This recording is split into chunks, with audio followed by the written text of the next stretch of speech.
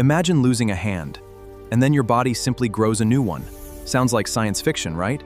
But in nature, there is a tiny animal. Its name is the planarian. More than a century ago, Thomas Hunt Morgan performed experiments on planarian regeneration. His work demonstrated how extraordinary their ability could be.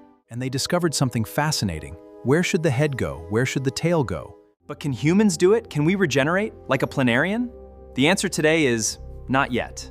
Our bodies do have impressive abilities, but complete limb regeneration is currently beyond human biology. Regrowing an arm might sound impossible today, but this tiny worm has taught science to ask a much bigger question. How much of our body could actually be regenerated? So why are scientists so interested in these tiny worms? Because planarians provide a window into one of biology's biggest mysteries. Why can some animals regenerate so much, while humans can regenerate so little? Maybe one day, scientists will learn how to repair damaged tissues far more effectively. And perhaps one clue hiding inside this tiny worm